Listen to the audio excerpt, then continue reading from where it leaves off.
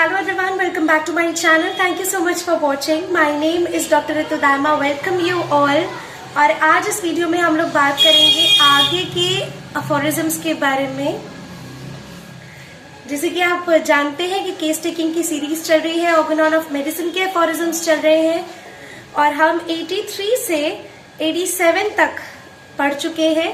आज बारी है 88th अफोरिज्म की। आई रियली होप आपको ये वीडियो अच्छी लगेगी। अगर पसंद आए तो please do hit the like button, press the bell icon for further notifications and don't forget to subscribe my channel if you are new to my channel. Share this video if you feel that you must share this. तो चलिए बात करते हैं aphorism number 88 के बारे में। अब जैसे कि लास्ट वीडियो में हमने पढ़ा था कि हमें डायरेक्ट क्वेश्चंस कभी भी नहीं पूछने हैं पेशेंट से। We should never ask direct questions. अब हमें क्या बताइए डॉक्टर हानेमैन कि अगर हम डायरेक्ट क्वेश्चंस नहीं पूछें और वो जो डिटेल हमें चाहिए उतनी सफिशिएंट है ही नहीं, उतनी सफिशिएंट है नहीं, उतने से काम नहीं चल रहा, तो हमें कैसे क्वेश्चंस पूछने हैं। तो it says if in these voluntary details, voluntary मतलब जो खुद से पेशेंट बता रहे हैं वो details, nothing have been mentioned respecting several facts, कुछ ऐसा मेंशन नहीं है जो कि आपको चाहिए। Several facts and functions of the body, functions of the body के लिए जो आपको जो फंक्शनिंग ऑफ द बॉडी में रहते हैं चेंजेस है, एबनॉर्मलिटीज है, जैसी डिटेल्स आपको चाहिए वैसी नहीं मिल रही है। और इज मेंटल स्टेट या आपको मेंटल जनरल्स पेशेंट खुद से नहीं बता रहा है। Physician ask what more can be told in regard to these parts and these function. तो फिजिशियन पूछते हैं और जो भी उनको डिटेल चाहिए regarding physical function, regarding mental functions और the state of his disposition और माइंड, उनकी जो स्थिति चल रही है उनकी बीमारी की वो, और मन की जो स्थिति चल रही है वो, ये सब कुछ पूछ सकते हैं। But in doing this he only makes use of general expressions. General expressions का ही इस्तेमाल करना है। ये करते वक्त आपको बिल्कुल डायरेक्ट क्वेश्चन नहीं पूछते, आप जनरली एक क्वेश्चन क्रिएट करके पूछ सकते हैं, जैसे कि अभी बताएंगे doctor Hahnemann. In order that his informants may be obliged to enter into special details concerning them. इसका मतलब कि आप ऐसा क्वेश्चन पूछें जिससे कि यस और नो में जवाब ना निकले, जो अटेंडेंट है साथ में जो पेशेंट्स है उसकी पूरी डिटेल आपको बताए कि हाँ ऐसा हुआ था, फिर 1 to 1 पूरा आपको परिस्थिति एंड पूरा सिचुएशन आपको बताए। इस तरह का हमें क्वेश्चन फ्रेम करके पूछना चाहिए। For example, what is the character of stool.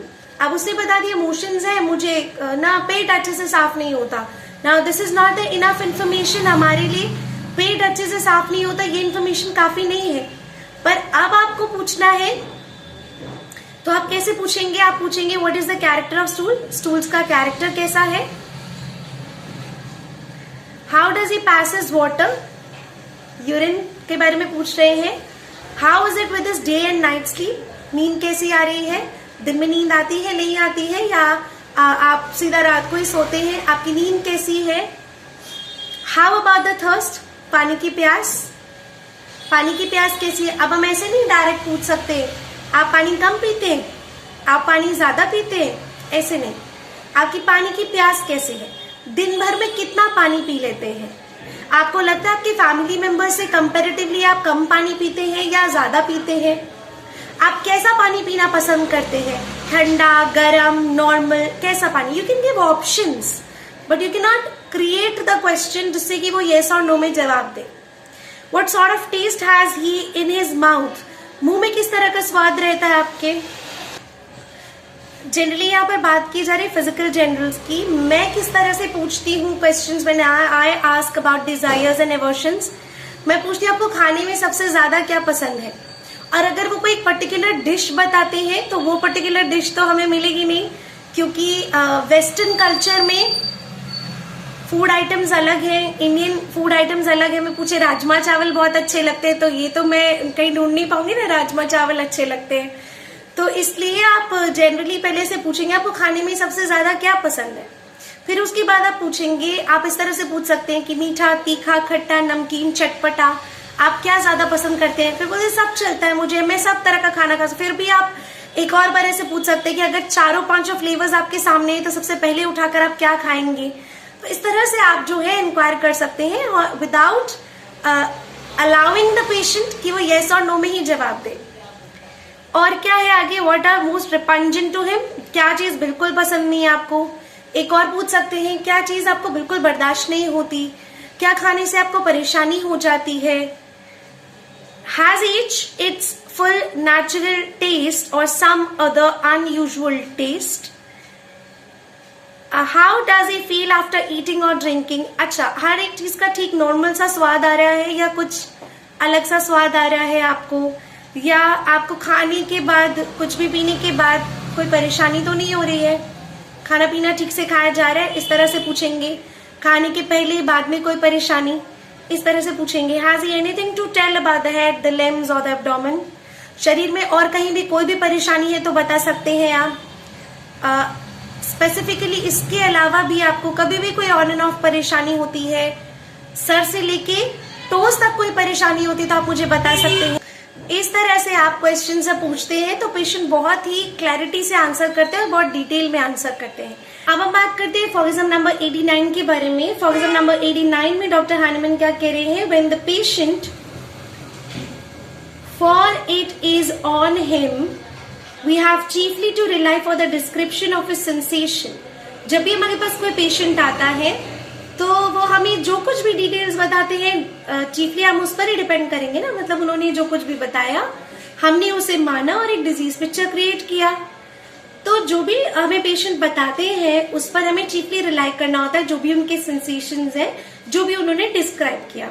Accept in the case of फेंट डिजीज, तो ये कैसे डिजीज होते हैं, इसमें पेशेंट अपनी प्रॉब्लम को बहुत ज्यादा बड़ा चढ़ा के बताते हैं, प्रिटेंड करते हैं, झूठ झूठ बताते हैं। तो इन डिजीजेस में तो आप कभी रिलाई नहीं कर सकते हो पेशेंट पर कि ये ट्रू पिक्चर आपको देंगे, पर इसके अलावा तो आप पेशेंट पर रिलाई करेंगे, हर एक जो भी बात वो कहेंगे उसको आप मानेंगे।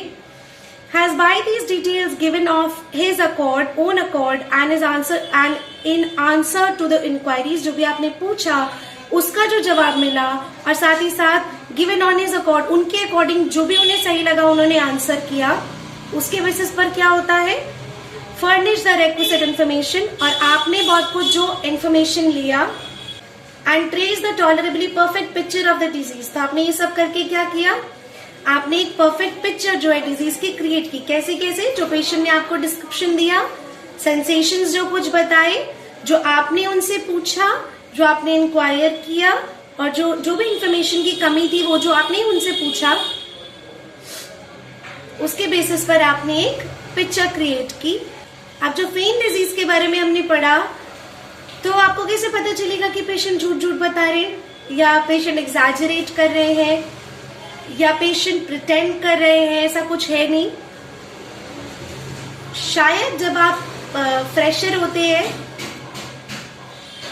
तो ये सब चीजें समझना मुश्किल होता है, आता नहीं है ये सब समझ में जल्दी से। धीरे धीरे विद योर एक्सपीरियंस, जैसे जैसे आप लोगों को परखना सीखते हैं, लोगों को जानना सीखते हैं और इंसान की बातों से बहुत कुछ समझने लगते हैं, देन यू रियलाइज कि पेशेंट कब सच कह रहा है और पेशेंट कब प्रिटेंड कर रहा है। The physician is at liberty and oblige, अब उनके पास पूरी फ्रीडम होती है, इफ ही फील्स, उनके पास पूरी फ्रीडम होती है किस चीज की, to ask more precise more special questions. वो चाहे तो और भी स्पेशल क्वेश्चंस पूछ सकते हैं। तो if he feels he has not yet gained all the information he needs, अगर उन्हें लगता है कि फिजिशियन पूरी लिबर्टी होती है, अगर उन्हें लगता है कि अभी भी पूरा इंफॉर्मेशन उन्हें नहीं मिला जितना उन्हें चाहिए, तो उनको पूरी लिबर्टी होती है कि वो अच्छे से और भी स्पेशल क्वेश्चंस पूछ सकते हैं। अब ये स्पेशल क्वेश्चंस कैसे हैं, चलिए इसके बारे में बात करते हैं। For example, how often are his bowels moved, कितने कितने दिन में, या कितने एक दिन में कितनी बार, या फिर कितने कितने दिन में मोशंस के लिए जाते हैं। What is the exact character of the stool, stools का कैरेक्टर कैसा है। अगर आप देखिए जनरली कैरेक्टर ऑफ स्टूल से पेशेंट नहीं समझ पाते कि आप क्या पूछना चाह रहे हैं, तो आप उन्हें 2-3 एग्जाम्पल्स दे सकते हैं कि आपको जो है मोशंस कैसे हैं, हार्ड आ रहे हैं, सेमी सॉलिड आ रहे हैं, या बिल्कुल लिक्विड ही आ रहे हैं, या वो जो है उनमें आपको पास करते वक्त कोई परेशानी हो रही है, या आपको जोर लगाना पड़ता है, या बिना जोर लगाए भी हो जाते हैं। आपको मोशंस के लिए फीलिंग आती है, डिजायर होती है कि मोशंस के लिए जाना है, या वो भी नहीं होती, that actually indicates to certain important medicine. तो वो मोशंस के लिए जाने की इच्छा होती है या नहीं होती, वो कहे होती है तो, लेकिन जाते हैं तो फिर वो खुद ही अपना आंसर जो है पूरा कंप्लीट करते हैं। नहीं होती तो वो बताते कि 2-3 दिन तक कोई इच्छा नहीं होती है, until unless I take a laxative or something like that. Did the whitish evacuation consist of mucus or feces? जो इवैक्यूएट हुआ उसके अंदर म्यूकस तो नहीं होता या पूरा स्टूल से ही होते हैं। Had he not pains during the evacuation? जैसे मैंने बताया कि मोशंस पास करते वक्त दर्द तो नहीं होता। What was their exact character and where were they seated?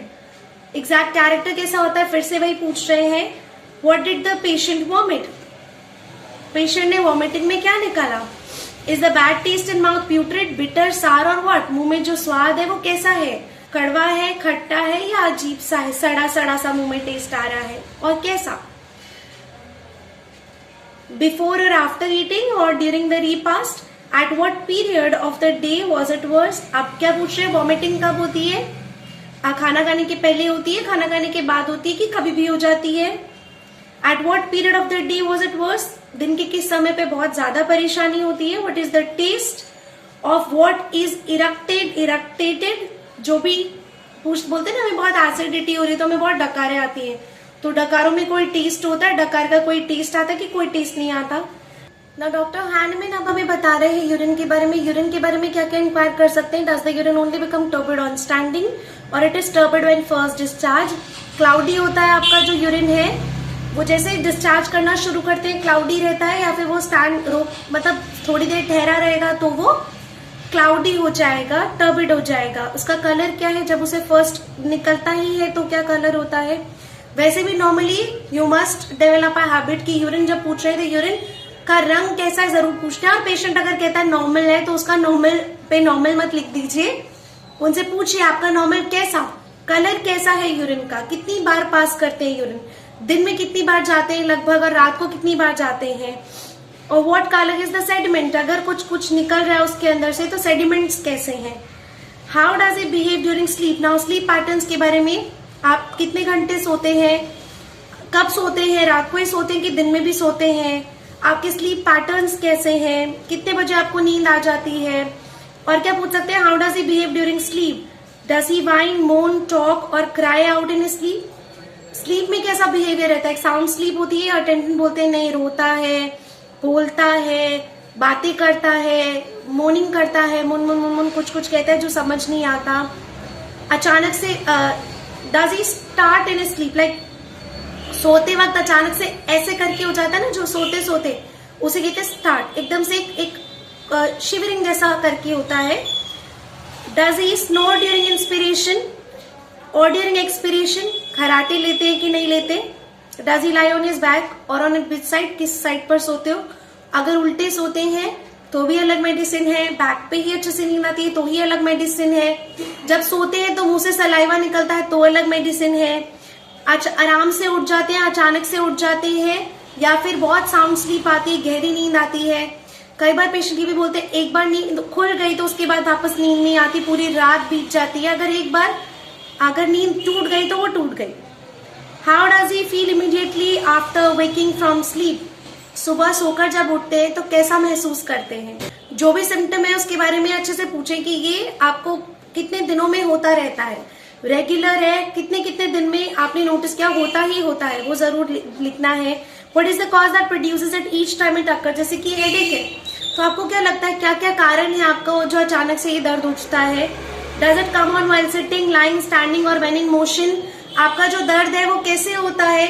चलते वक्त होता है, बैठकर होता है, लेटे हुए होता है? ये मोडालिटीज में भी लिख सकते हैं कि आपको जो अगर घुटने का दर्द है तो बैठे हुए होता है, बैठकर पहली बार चलने लगते तो होता है, लगातार चलते वक्त होता है, या कब होता है? ओनली व्हेन फास्टिंग और in the morning or in the evening, only after a meal, और when does it usually occur? अगर पेट से रिलेटेड समस्या है तो खाने से पहले हो रही है, खाने के बाद हो रही है, सुबह ब्रेकफास्ट के बाद होती है कि पहले होती है, सुबह है, शाम को है? When did the rigor come on? Was it merely a chilly sensation or was it actually cold at the same time? आप क्या पूछ रहे हैं? जो रोंगटे खड़े हो जाते हैं किसी किसी इंडिविजुअल के कब होते हैं? आपको चिली सिर्फ सेंसेशन होती है अचानक से कि रोंगटे खड़े हो जाते हैं, या फिर सच में आपको उस समय ठंड लग रही होती है? If so in what parts, अगर ऐसे ठंड लगती है तो कौन से हिस्से में, कौन से पार्ट्स में ठंड लगती है? और while feeling chilly was he actually warm to the touch? अच्छा, जब आपको ठंड लग रही होती है और हाथ लगाते हैं, क्या वो हिस्सा ठंडा ही होता है कि गर्म होता है? Was it merely a sensation of cold without shivering, या ठंड की सिर्फ सेंसेशन होती है बिना शिवर किए, सिर्फ ठंड की सेंसेशन अंदर होती है, या एक्चुअल में आपको शिवरिंग हो रही होती है? Was he hot without redness of the face? Fever हो रहा है, अगर गर्म हो रहा है सर पूरा और मुंह भी बिल्कुल लाल हो गया है, तो वो चीज देखनी है। What part of him were hot to touch? बुखार है तो कौन सा हिस्सा गर्म है? कई बार सिर्फ सर गर्म होता है, पूरी बॉडी ठंडी पड़ी होती है। इसके लिए बहुत इंपॉर्टेंट डिफरेंट मेडिसिन है। और did he complain of heat without being hot to the touch? बहुत बार पेशेंट बोलते हैं कि जब हम टेम्परेचर नापते हैं, हमें कोई टच करते कहते बुखार नहीं है, लेकिन हमें अंदर से महसूस हो रहा है कि हमें गरम गरम सा लग रहा है, हमें बुखार है, सांसें जो नाक से आ रही है वो गरम गरम है, आंखों में एक जलन सी हो रही है, बट थर्मोमीटर नहीं बता रहा कि हमें कोई टेम्परेचर है। How long did the chilliness last? कितनी देर तक ये चिलीनेस रहती है? How long the hot stage? कितनी देर तक आपको बुखार या हीट की स्टेज रहती है? और प्रीवियस टू इट और सब्सिक्वेंटली टू इट, उससे पहले क्या होता है, उसके बाद क्या होता है? Each and every minute detail is very very important. ये आपको सभी इतना कुछ नहीं पूछना है, आपको ये अलग अलग जगह का, जैसे कि अगर कोई किडनी रिलेटेड है तो क्या क्या पूछना है, अगर गट रिलेटेड है तो क्या क्या पूछना है, अगर फीवर है तो क्या क्या पूछना है, अगर हाइपर एसिडिटी है तो कैसे कैसे क्वेश्चंस फ्रेम करने हैं। How great was the thirst और what was the beverage desired? अगर आपको बुखार चढ़ा है तो कितनी ज्यादा प्यास लगी, या फिर पानी की प्यास नहीं, कुछ और पीने का मन करता है तो वो बताइए। जब आपका बुखार उतरता है तो आपको पसीना आता है नहीं आता, ये कंफर्म करना बहुत जरूरी है। एट द बिगिनिंग और एंड ऑफ द हीट, कब? जब बुखार चढ़ता है तो पसीना आता है, उतरता है तो पसीना आता है। How great was the sweat? कितना ज्यादा स्वेट होता है। How many hour after the heat? गर्म हुए उसके कितने घंटों बाद आपको पसीना आता है। व्हेन स्लीप और व्हेन अवेक? जब जगे होते हैं तभी पसीना आता है, जब सो रहे होते हैं तब आपको पसीना आता है। What does he complain of before और ड्यूरिंग द कोल्ड स्टेज? क्या क्या कंप्लेन्स होती है जब आपको ठंड का स्टेज है या हीट का स्टेज है, तो साथ साथ में कोई परेशानी होती है या नहीं होती? तो पहले क्या है, बाद में क्या है, ऐसे जैसे हीट स्टेज का पूछा, पहले क्या है बाद में कैसे स्वेट स्टेज का पूछेंगे, पहले क्या सिम्टम बाद में क्या सिम्टम, और इसी तरह से हमारे सारे डिटेल्स जो है कंप्लीट होते हैं। Then comes footnote, 6th addition का जो फुटनोट है उसमें और भी एक्सटेंडेड है। विमेन में note the character of menstruation and other discharge. अगर फीमेल पेशेंट है तो उनके मेंस्ट्रुअल साइकिल पूछने बहुत ज्यादा जरूरी है। फ्लो कैसा होता है, कैरेक्टर ऑफ ब्लड कैसा होता है, कितने दिन पीरियड्स होते हैं, कितने दिन हैवी फ्लो होता है, उसके साथ कोई डिस्चार्ज है, पीरियड्स होने के पहले कोई डिस्चार्ज है, सफेद पानी की कोई परेशानी, दैट मीन्स ल्यूकोरिया, ल्यूकोरिया की कोई परेशानी, अगर ल्यूकोरिया है तो उसकी कंसिस्टेंसी कैसी है, किन दिनों में होता है, स्मेल होती है नहीं होती है, डिस्चार्ज का कलर कैसा है, उसकी कंसिस्टेंसी कैसी है, इचिंग होती है पार्ट्स में। ऐसे जब ब्लीडिंग की पूछेंगे तो आपको पीरियड्स के टाइम पे कोई पेन तो नहीं होता, अगर पेन होता है तो कहाँ होता है, कब स्टार्ट होता है, कब बंद होता है, कैसे आराम मिलता है, ईच एंड एवरी डिटेल।